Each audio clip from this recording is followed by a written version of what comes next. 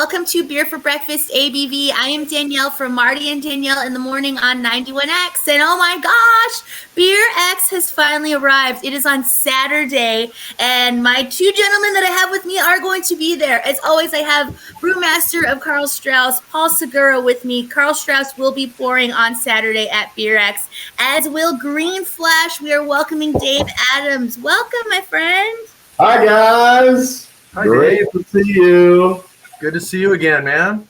Man, it's been so long. Yeah, welcome back to the show. Thanks for having me. Happy to be back with the buds.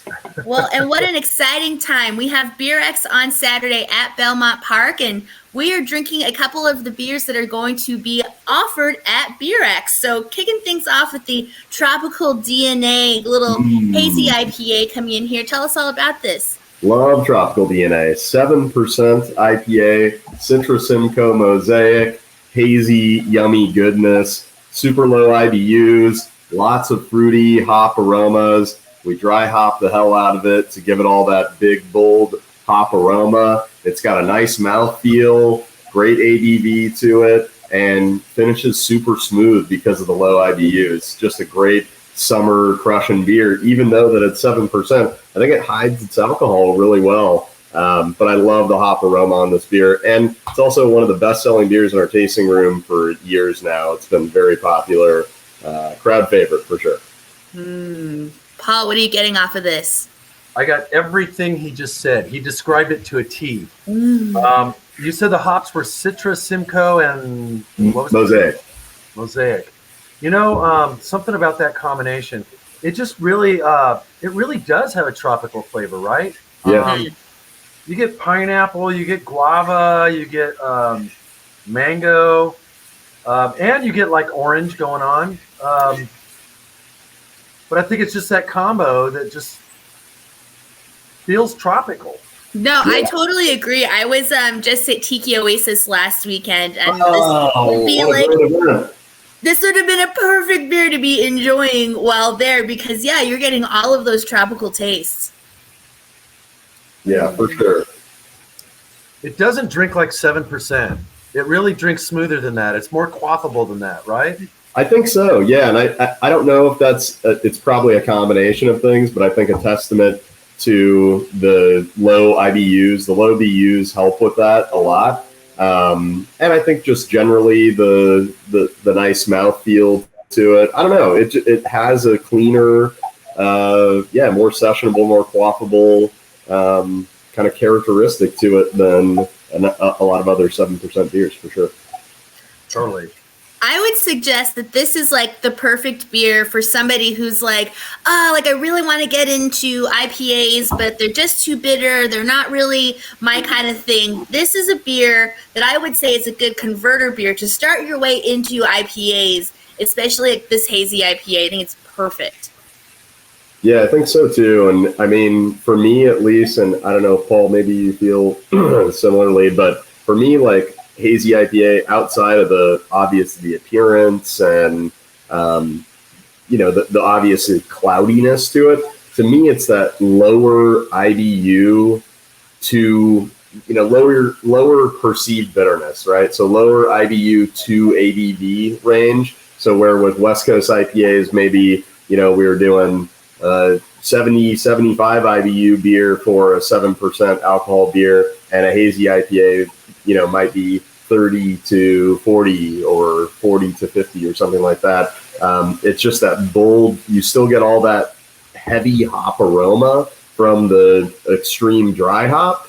And obviously you get that increased mouthfeel if people are using, oats or whatever else they're using to make a nice a hazy appearance in it. And then you have that lower IBU. So it just makes it easier to drink with all that beautiful aroma. So I was saying for a long, long time, I was trying to educate people about the difference between bitterness and hoppiness, that you can have beers that have the hop flavor and not all the bitterness. And with this, emergence of all these hazies like this one, I no longer have to teach people that because, they're kind of going, where's all that fruit coming from? In a beer that has no fruit, you can say, well, that's the hops. That's, what we've been telling you for a long time. It's super tropical and there's no fruit. And yeah, exactly. And what I like about this beer is that haziness is a protein haze. That's not a yeast bomb. And I think a lot of people think that's a lot of yeast, but that's got wheat, oats, and all the other good stuff that create that really nice mouthfeel. Yeah, and we definitely centrifuge the beer and try to get that out of there because, and for those maybe less nerdy or who care less, having a bunch of yeast in the bottom of the can or the bottom of the bottle makes the shelf stability much more limited. So taking it out of there makes the beer last longer and keeps the freshness and the taste in there better, or more true to what we want for a longer period of time than it would by having a bunch of those solids and turbidity left in there. You can always tell when a beer had a bunch of yeast in it that died in the can, because you pop the beer and you get that sort of rancid meat-like smell, right? That sort of meaty old meat, like it's been in the freezer too long or something. Yes, old meat. So gross, dude. I'm getting old meat. All I know is it always gives me a tummy ache. When there's a very yeasty, hazy IPA, it always gives me a tummy ache no matter what, which is why I stray away a lot of the times. But, as Paul was saying, like, there's none of that in here. I don't get a tummy ache when I have a hazy IPA from Green Flash. Cool. Right. That's awesome. You got to love it when you crack one and it just smells like fresh fruit, For sure. Yeah, and I think we were just talking about that too, to your point about the fruit, to go back to that. It's like you can get, if you do it right, I think you can get some really cool, fruity characteristics out of using the right hop blends, and you don't necessarily have to have fruit, literal fruit added to it. So cool. Go ahead. Well, and to, kind of piggyback on what Paul was saying about, the difference between beer being hoppy and bitter, Dave, I will go back to probably one of the very first times that I met you and talked to you, and we had an extensive conversation about the difference between hoppiness and bitterness. And you were like, no. You like, I try to explain to people in the tasting room, you love hops. Hops are what make the beer have the flavor. You love them. There's a difference between it, and it's something that I've taken with me all these years now, doing this show and educating as I'm behind a bar. No, for sure. And and Paul talks about it too. I mean, it's just, I think it's easy to get lost in that hops are hops. There's one way, but there's really so many different ways that hops affect the beer. And you can also have, which we'll see in West Coast IPA in a couple seconds here. Thank you, Vanna. That you can have a heavily bitter beer too, and balance it out. I mean, we like the example that I always use is like an American style barley wine. You have a 10, 11% alcohol beer, but tons of caramel malt, tastes like butterscotch and caramel and, fruity characteristics. And then it has a little bit of a hop aroma and some bitterness to it. But if you tried that, you wouldn't be like, wow, this is like a West Coast style IPA, even though it has 80, 90 IBUs. So it's really about perceived bitterness, which is more about gravity and bitterness, together than it is about bitterness by itself. In the same way that if you had a 5% beer with 80 IBUs, it's going to seem perceptibly much more bitter than a 10% beer with 80 IBUs. So that's a good way to put it. And the bitterness is relative to the hop bitterness is relative to the malt size, right? Yeah. So you can have a 10% barley wine, like Dave said, and you could have 100 bitterness units in there, and it might still be perceived as sweet. Interesting. Very That's much crazy. So. Well, let's get into a beer that's definitely not sweet. One of my all-time favorite beers from Green Flash, the West Coast IPA. This is, the legitimate quintessential West Coast IPA, in my opinion. I love this beer. West Coast. This is a beer with a rich history, isn't it? It really is. Yeah, it really is. I mean, I was drinking this. Let's see. I mean, we carried it at Stone World Bistro and Gardens when we opened there, whatever that 15 years ago, I guess. And we carried it at Churchill's Pub and Grill, one of the few tap handles in town there. And yeah, just a really cool beer with a lot of history. I mean, how many people I've run into over the I've been at Green Flash for 10 years now. How many people I've run into over the last decade that have said, man, West Coast, one of my first beers, the beer that got me into craft beer, and blah, blah, blah. So it's super cool to have that still in the lineup and see it at that, delicious 7%. No sort of excuses being made. It's just a aggressive, punch in the mouth type of beer, old school West Coast style IPA. So it's always fun to revisit, I forgot how bitter this beer was. I know, right? Every time I drink it, I'm like, oh yeah. Yeah, that just doesn't exist really that much anymore, right? Right. Mm-hmm. Yeah. When you said aggressively bitter and like face melting, like unapologetically hoppy. Yeah. Oh, yes. There it is. Once again, David with the wordsmithing of how this beer is. No, for sure. It's got, and I think it's got a cool blend of that. Like, I've always sort of described it as sitting in a wet forest while you're taking a bite out of a grapefruit and chopping down a tree. It's got that, like, the pine, the resin, a little bit of that wet, greenery, evergreen sort of character to it. But it also has a little bit of that sharp citrus zest.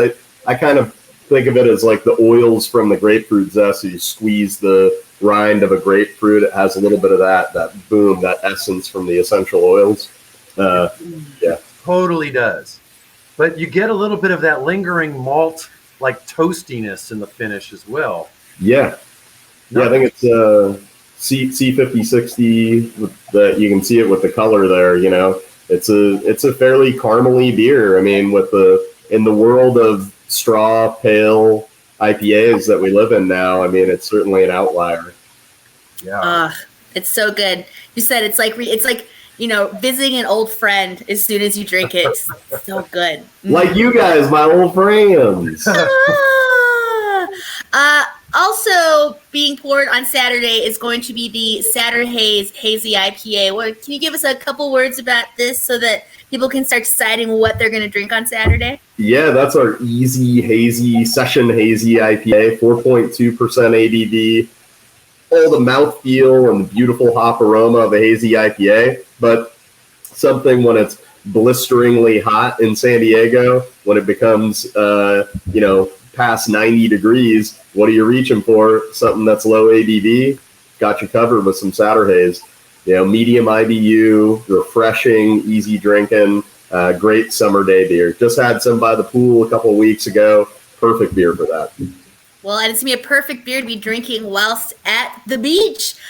Paul, we have been so lucky that we've gotten a little bit of a sneak peek of what all these breweries are going to be bringing on Saturday for BeerX. And I think that the most difficult decision that anyone will have is which ones you're going to drink, because there's so many awesome ones. Right. I mean, totally. So many good beers, but also so many good bands. So I'm going to be, do I want to stay here and drink and like hang out with my buddies? Or do I want to try to get up close to a stage and, hear some great music? It's going to be sensory overload. It's going to be epic. Oh, yay. Dave, before we leave you, can you give us a little update on what's going on with Green Flash and what we should be knowing? Yeah, we're just keeping on rocking in the free world. We're over at Petco Park this year for the first time in many years. So if you see us, if you're hanging out over at a Padres game, we have Alpine booth and a Green Flash booth there. Great, delicious offerings for you. We are also at the Del Mar Racetrack this year, one of two craft breweries over there. So if you go to check out the ponies, go see us over at the Del Mar Racetrack. Other than that, you got your friendly bartenders over there hanging out at Green Flash on Mira Mesa Boulevard. And the Outpost, our cool Alpine Beer Company pizza joint out off of Tavern Road, serving delicious food and wonderful beer all the time. Awesome. I have definitely been crushing some Green Flash beers while I've been at Padre games. You guys were part of Nice. the last two beer fests, and really, really appreciated that. So thank you for being at Petco Park, and also thank you to Petco Park for having really awesome beer at the ballpark. I cannot begin to explain how much that enhances the experience.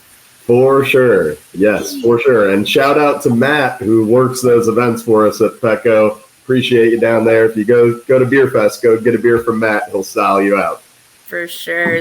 Paul, before we go, any last words? I am stoked to be drinking these again. I am stoked that Green Flash is going to be at BeerX.